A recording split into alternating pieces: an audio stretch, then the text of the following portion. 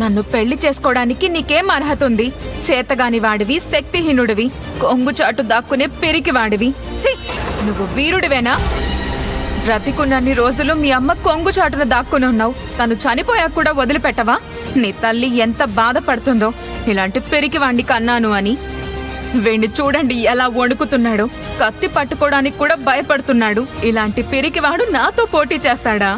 ఈ కథ కొన్ని వందల ఏళ్ల క్రితం ద్రవిడ ఖండంలో ప్రారంభమైంది. అయితే ఈ రాజ్యంలో చదువు ఉండదు.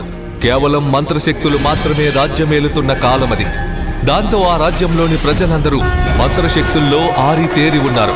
యుక్త వయస్సు వచ్చిన ప్రతి ఒక్కరూ మంత్రశక్తితో వీరులుగా ధీరులుగా మారేందుకు కావలసిన శిక్షణ తీసుకుంటూ ఉంటారు. కానీ మహేంద్రవర్మకి వారసుడు లేకపోవడంతో ఆ రాజ్యాన్ని దక్కించుకోవాలని పక్క రాజ్యం రాజులు చూస్తున్నారు. ఇప్పుడు మహేంద్రవర్మకి కంప్లీ నగరాన్ని కాపాడడానికి భైరవ వంశం సహాయం కావాలి. భైరవ వంశం చాలా చాలా శక్తివంతమైన వంశం. వారు పుట్టుకతోనే శక్తిని పొందగలుగుతారు. ధైర్య సాహసాలకి వారు పెట్టింది పేరు. వారు ఎంతటి యుద్ధాన్నైనా తట్టుకోగల ధీరులు. ఆ వంశంలో పుట్టాలంటే ఎంతో పుణ్యం చేసుకుని ఉండాలి అని అందరూ భావించేవారు. వాళ్ళు ఇప్పుడు ఎక్కడ ఉన్నారో ఎవరికీ తెలియదు. అయితే ఆ రాజ్యపు యువరాణి మహేంద్రవర్మ గారి పెద్ద కుమార్తె లీలావతి మాత్రం మంత్రశక్తులతో పాటు యుద్ధ విద్యల్లోనూ ప్రావీణ్యం సాధించింది. కఠోర దీక్షతో పంచభూతాలను వశం చేసుకుంది. ఘోర తపస్సు చేసి పంచేంద్రియాలను అదుపులోకి తెచ్చుకుంది. కొన్ని రోజుల్లో కాళీమాత కటాక్షం కోసం హోమం చేయనుంది.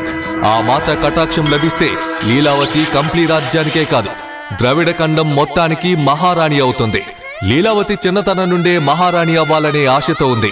దానికోసం ఎన్ని పరీక్షలు ఎదుర్కోవడానికైనా, ఎంత త్యాగం చేయడానికైనా సిద్ధంగా ఉంది. కాళీమాత కటాక్షం సంపాదించి నేను ఈ ద్రవిడ ఖండానికే మహారాణినవుతాను నాన్నగారు. కానీ దానికి నీ శక్తులు సరిపోవని మన గురువు గారు చెప్తున్నారు తల్లి.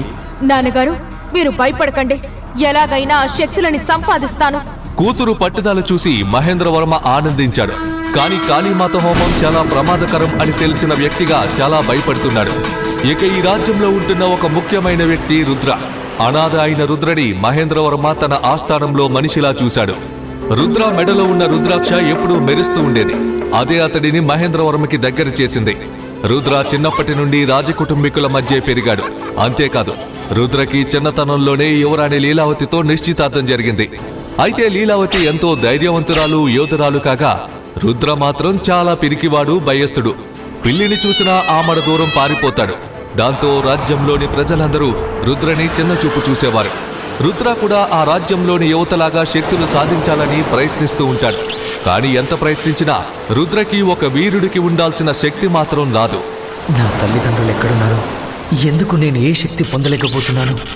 ఒక్కసారైనా వీరుడిగా మారలేనా? దాంతో అతను చాలా నిరుత్సాహంగా ఉంటాడు. ఇదిలా ఉండగా ఒకరోజు లీలావతి కాళీమాత హోమం చేయడం కోసం బలిపీఠంపై కూర్చుంది.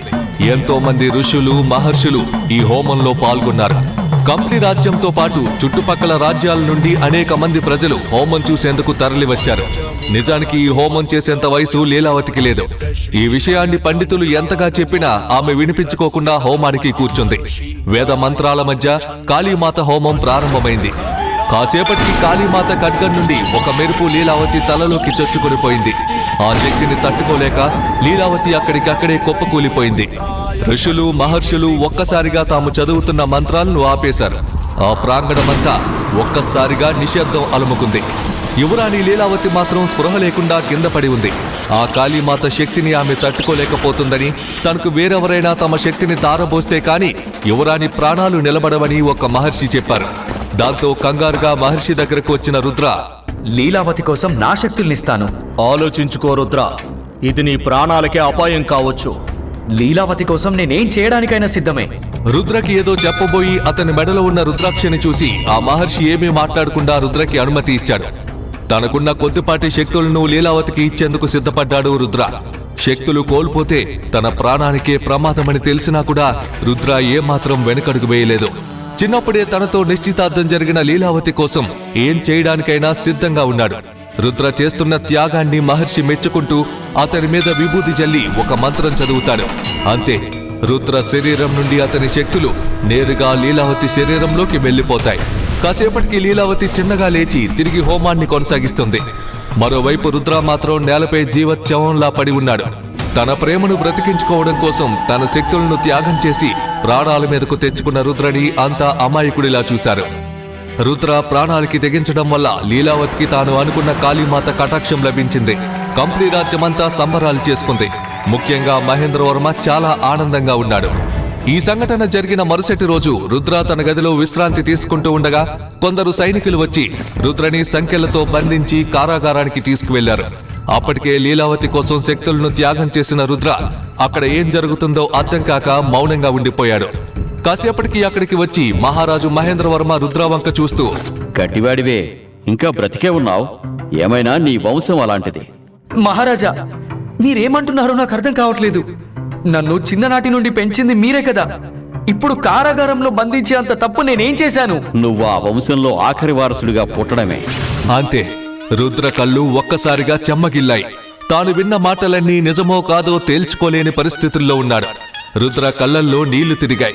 ఆ నీటి చుక్కలు రుద్ర మెడలో ఉన్న రుద్రాక్ష పైన పడడంతో ఒక్కసారిగా దాని నుండి పెద్ద కాంతి వచ్చింది. రుద్ర ఆ కాంతిని చూడలేక కళ్ళు మూసుకున్నాడు. మళ్లీ కళ్ళు తెరిచిన రుద్రకి అతను ఓ కొండ మీద చుట్టూ చెట్లు నీళ్లు ఉన్న ప్రాంతంలో ఉన్నాడు.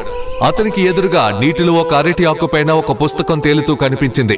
దానిపైన భైరవ వంశం అని రాసి ఉంది. రుద్ర తన కళ్ళని నమ్మలేనట్లుగా కళ్ళు మూసి మళ్లీ తెరిచేసరికి మళ్లీ చెరసాలలో ఉన్నాడు. రుద్ర ఊపిరి గట్టిగా తీసుకుని కాసేపటికి బాధ నుండి తేరుకొని ఒక్కసారిగా ధ్యానం చేయడం ప్రారంభించాడు. ఆ కారాగారమే అతనికి ధ్యాన మందిరమైంది. రుద్రకి ఈసారి ఒక గుహలో నాగుపాముల మధ్యన అదే భైరవ వంశం పుస్తకం కనిపించింది. రుద్ర ఈసారి ఏమీ ఆలోచించకుండా వెళ్లి ఆ పుస్తకాన్ని అందుకున్నాడు. ఆ పుస్తకం చదవడం మొదలుపెట్టాడు. అతని ముందు భైరవ వంశం వారు చేసిన సాహసాలు, పొందిన శక్తులు కనబడుతున్నాయి. రుద్ర కళ్ళు ఎర్రగా మారడం మొదలయ్యాయి. తన మెడలో ఉన్న రుద్రాక్షను ముందు పెట్టుకుని కళ్ళు మూసుకున్న రుద్రకి ఆ కాళీమాత కటాక్షం లభించింది. కొన్నేళ్ల సాధన తర్వాత కాని పొందలేని అనేక శక్తుల్ని రుద్ర ఒక్క రాత్రిలో పొందగలిగాడు. పంచభూతాలను, పంచేంద్రియాలను అదుపులోకి తెచ్చుకోవడంతో పాటు ఆ రాజ్యంలోనే ఎవరూ లొంగ తీసుకోలేని డ్రాగన్ ఆత్మను కూడా సునాయాసంగా లొంగ తీసుకున్నాడు రుద్ర. ఇప్పుడు అతను మామూలు రుద్ర కాదు, కాల రుద్రుడు. పిరికివాడు కాదు, తనకు జరిగిన అన్యాయాన్ని ఎదుర్కొనేందుకు సిద్ధమైన వీరుడు. అసలు ఒక అనామకుడు ఇంత శక్తివంతుడు ఎలా అయ్యాడు? నిజంగా రుద్ర అంతరించిపోయిన భైరవ వంశానికి ఆఖరి వారసుడా? రుద్ర లీలావతి చెల్లిని ఏం చేశాడు? కాలభైరవగా వచ్చిన వాడు రుద్రాయేనా? లీలావతి ద్రవిడ ఖండానికి మహారాణి అవ్వకుండా రుద్ర ఆపగలడా? ఈ ప్రశ్నలకు సమాధానాలు తెలుసుకోవాలంటే నెక్స్ట్ ఎపిసోడ్ వినాల్సిందే. క్రింద ఇచ్చిన లింక్ ని క్లిక్ చేసి పాకెట్ ఎఫ్ఎం యాప్ ని ఇన్స్టాల్ చేసుకోండి. Stay tuned to Pocket FM.